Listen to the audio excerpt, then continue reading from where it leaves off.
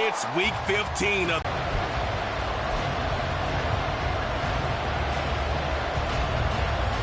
from Soldier Field. And the opening kickoff will not be returned, as that will be a touchback. So here are the Bears now for their opening drive. And that was a solid performance last week, wasn't it? 2 touchdowns, no interceptions, ran the team well, won the ball game. Bottom line, may not have been earth-shattering, but it didn't need to be.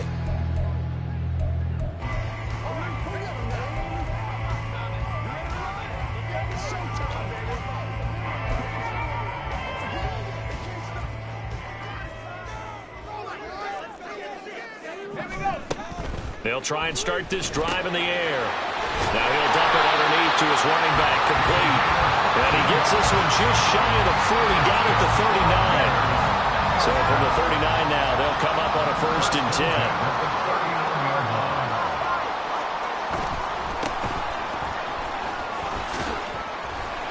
And he's able to get this one out closer to midfield across the 45. These are his numbers from last week's contest. 17 carries, 99 yards. A key component of his team's offense. He will certainly stay in that role if he keeps producing like this each week. Expect him to make a run in not only matching, but exceeding those numbers as this one goes on. And he'll be brought down at the 45-yard line. 9 yards to pick up there, and it's a 1st down. Well, there's plenty of real estate for him to maneuver on that run, and let's face it, it shouldn't be a surprise. He's one of the better backs in the league. Had to come into this game with the idea, slow him down, otherwise it's going to be a long afternoon. And he's going to get this down near the 30-yard line. 1st down for the Bears, a gain of 15. That early game script that they drew up is working pretty well here on this 1st drive. Already in field goal range, Charles knocking on the door of the red zone. You know, Brandon, when we met with the coaching staff, they kind of predicted that they would come out firing like this. I think you and I were a little skeptical it would be this easy, but they certainly knew what they were doing in scouting, in preparation, and understanding what their team was capable of. Another strong gain on the last 2 plays. They've moved it a combined 33 yards. We know they have these RPOs in their playbook, and look, we're seeing it here in the 1st quarter. You think we're going to see it as the game continues? They trotted him out early for a reason, partner. They're open man, he finds Komet. Touchdown, Chicago. A great effort there with touchdown number 7 on the year. And the Bears are on the board first here this afternoon. Extra point right down the middle, and it's now a 7-0 game. A drive that time of 6 plays, and it was all capped off by Cole Kmet with a touchdown catch. From a yard or 2 deep, here comes a return. And ultimately cannot get this out to the 25-yard line as he's dropped at the 23. So out comes this offense to take over for the 1st time. And leading the charge, we get a look at their 6th-year quarterback. Not sure what you thought, but I thought it was appropriate when he walked into our meeting with his arm totally encased in ice, because he threw 5 touchdown passes last week and won the NFC Offensive Player of the Week award. Yeah, but reading the paper this morning, and he said, gosh, I actually thought I should have got 6 or 7. But still, it was an amazing performance a week ago. Boy, I tell you what, if he thought he should have had 6 or 7, that's a guy who's an absolute perfectionist, not just greedy. Already over 1,000 yards receiving this season. That catch is just going to add to his total. Certainly not resting on his laurels. He's trying to continue to gain as many yards as possible and continue this big season. Just a yard on the 1st down carry, so it's 2nd and 9. You look at this Bears defense. They enter this one 18th in the NFL at stopping the run. And stopping the run, that's been an issue for them all season long. Aren't you glad that you're not coaching the defense right now? I'm very glad. They said that they've seen it in doses, but very, very small doses. Yeah, you've got to be consistent. It's down in and down out, being able to play it, understand what you have to get done, and finally stop some people, put them on the ground. Now a nice throw here, right side. He hauls it in. And he's going to be out of bounds all the way down to at the 2. So close. A huge play there for Houston. 43 yards. When they've needed a play this year, he's certainly been the guy to deliver it. As this season has gone on, he's been awfully consistent and sometimes spectacular.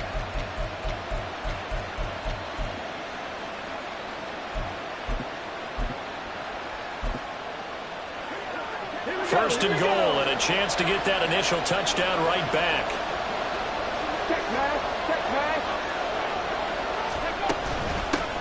They'll try to run this one in. And he gets into the end zone. Touchdown, Houston. A great play there. His 5th rushing touchdown now on the year. And the Oilers are able to match the opening drive touchdown against them with one of their own. And oh, he missed it. No good. And they'll remain down by a point.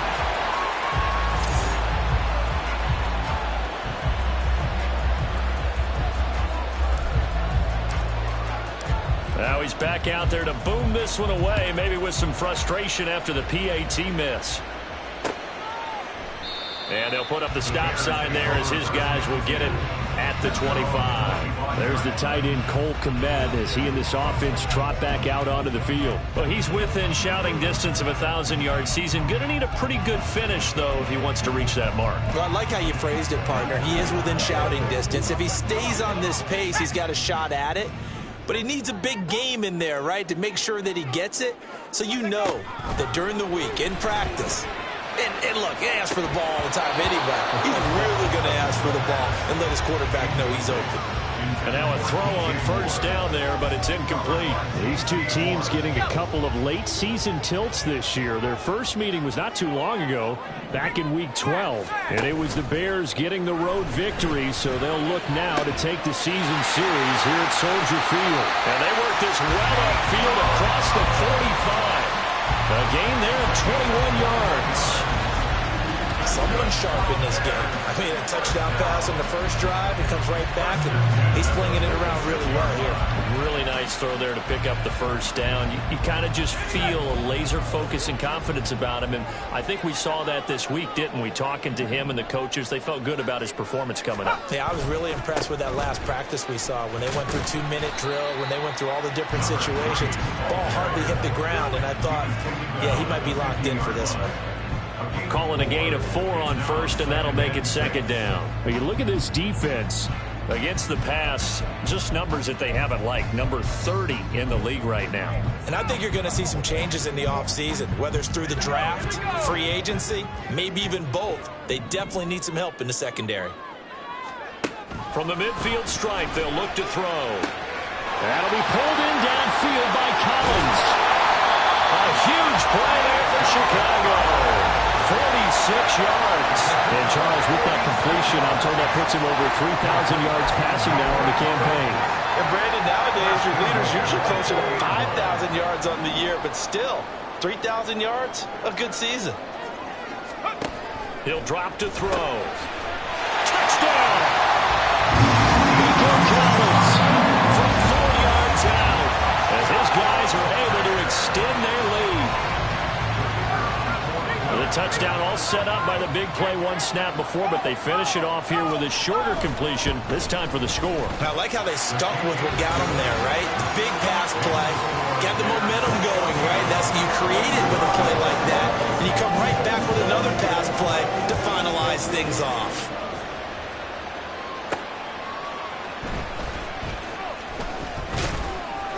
And he'll be tackled just shy of the 25. Out now comes the Houston offense as you take a look at the playoff picture in the AFC.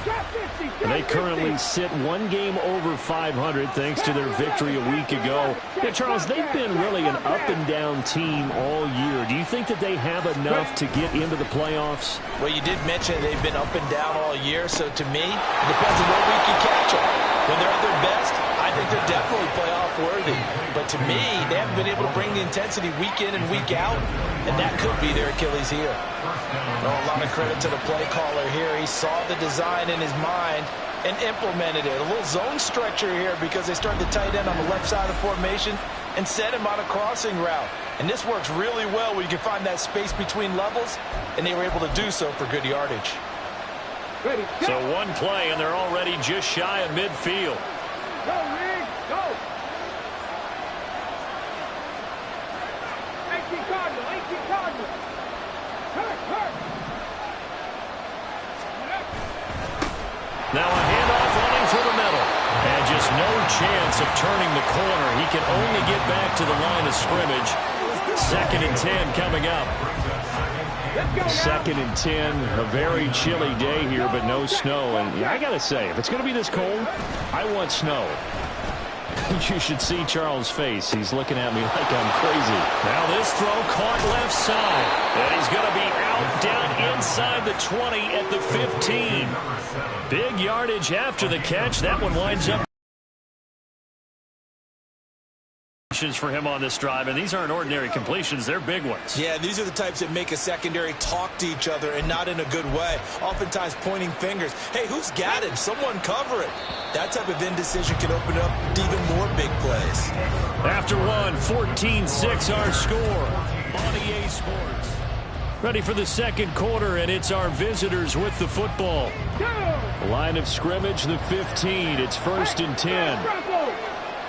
19 tight, 19 tight. Hey, Trash.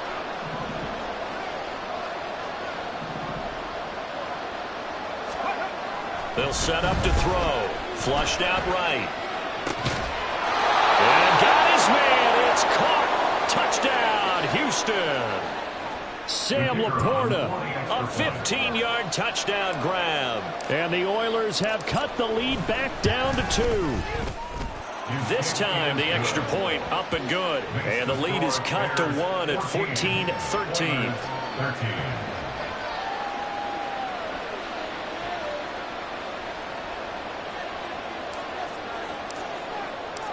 The kickoff unit is out on the field, and they will send this one away.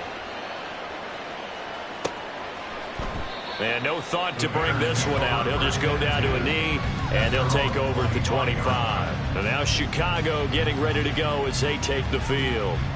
And this late season game, of course, not lacking for drama when you talk about the AFC playoff picture. Yeah, in a sense, it's the haves versus the have-nots, because this group on offense, they'd be a wild card if the postseason started today, but they know the guys on the other side of the ball are still in that dreaded in-the-hunt category, and they're hungry for a win today. Throwing on 1st down, but this one winds up to be incomplete. Just nowhere to go with the football. He was forced to put that one into Lake Michigan. I think his receivers have to do a better job of working free because he didn't have anywhere to go at all on that play. And 2nd and 10, he'll look to throw again. And this one incomplete. Too much contact to hold on to that one, and it's 3rd down. Well, you most certainly don't want to go 3 and out here and get the football right back, because your friend, Old Momentum, he's wondering if he should change sidelines about right now. And if you don't convert here, guess what? He's going to make the trek to the... Can't get away, and he's taken down. Looks like a 9-yard loss. And it also brings up 4. But that's what they have to do more of defensively. Not just getting sacks, but they have to keep getting in his face, not let him get his feet set and deliver. He's been carving them up previously. Yeah, already has a couple of touchdown passes. About time they put a few grass stains on that jersey. They only punted twice in the win last week as he gets this one away. A 48-yard punt, 7 on the return. And they will take over 1st and 10. Now comes the Houston offense as they get set to take over here. This drive here beginning probably with a pair of motivated groups. Remember, the offense scored a touchdown on their last time out. Looking to repeat that in Charles's defense. They were very frustrated after giving up 6 the last time on the field. And frankly, it's just a battle of wills in a lot of ways, because you know they're both motivated. They both game plan for this drive, and they both have specific outcomes in mind. To me, it just comes down to who can execute better and which side can step up and assert its will over the other.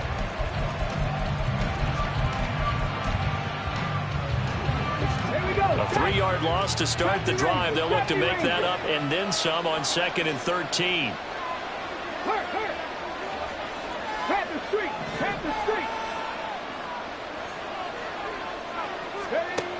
They'll drop to throw. That is caught by Laporta. And he will go out right near the 35-yard line. That one covers 29 yards. First down. I know sometimes we can get fooled when we watch him make catches, as we just saw him do there, because he really looks like a wide receiver the way he goes about his business. Yeah, 230, 240 range. Yeah, not super huge. Maybe not counted on to be that inline point-of-attack blocker that we used to have in the good old days. But you can flex him out. You can run wide receiver routes with him. You can make him a primary target, and that's how he'll shred a defense. Okay, ready? From the 34-yard line, here's a 2nd and 9.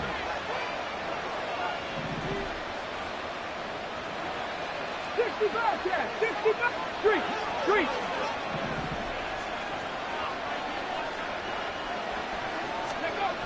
Back to throw. And he'll go down. The Bears get there for the sack. Multiple players combined for their team's first sack of the game. Tell you what, he did not have much time there to get in the field before he was ducking and covering. Did it appear to you, as it did to me, that the defensive front won their play really quickly? Meaning the guys in front of him had almost no chance to block him. They were on him in a hurry. Now on 3rd and long, they'll look to throw. Pass taken in by his big tight end. And he's brought down, but not before he reaches the 8-yard line. They're able to convert on 3rd down, and that sets up a 1st and goal. Despite writing it down on my notes, I never give enough credit to the offensive line, and we have to here. The protection to develop, and that takes a little bit of extra time. Excellent job by the big fellas up front.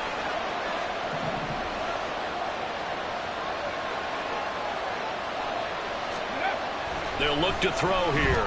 Dancing to his left. And he's in. Touchdown, Houston. An 8-yard touchdown run. And his guys have taken the lead.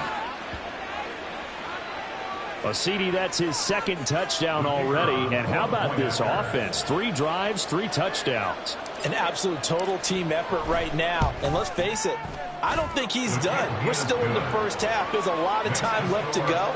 I don't know what they're going to do on the other side trying to slow him down. But right now, he's feeling it. Set now to kick this one away, and off it goes. And no thought to bring this one out. He'll just go down to a knee, and they'll take over at the 25. The Chicago offense set to get started. And the stakes in this game certainly high as we get toward the end of the regular season. For now, they are holding a wild card spot, but there are no shortage of other teams in the NFC looking to take that spot from them. Starting with the guys on the other side of the field, because they're on the outside looking in, and no one likes to be in that position. You want to be in the room, not looking inside to see everyone else having fun. Well, last game he had 2 sacks, got another one here picked up right where he left off. Brandon, he spent the entire offseason working on new moves, new techniques, trying to add to his arsenal of pass rush moves. Certainly paying dividends in what we've seen so far. They're going to look to throw. On a slant, here's Collins.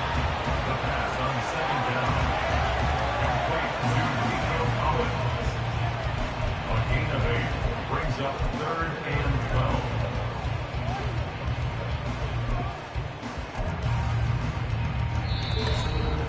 2 minutes remaining in this first half of football. Coming up at halftime, I'll go from one personality, that's you, Charles Davis, to another one in Orlando, the coach. He'll have stats and scores from around the NFL. You and Jonathan Coachman, both larger than life. No doubt about it. But you're stuck with me in this booth, Yes, and he's miles away and smiling. And happy. Losing 2 yards that time, and now it's 4th down. Ethan Evans on now to punt. And he'll get this away into the icy winter air. And take it right on the 30. Great blocking, nearly sprung him there. 28-yard return.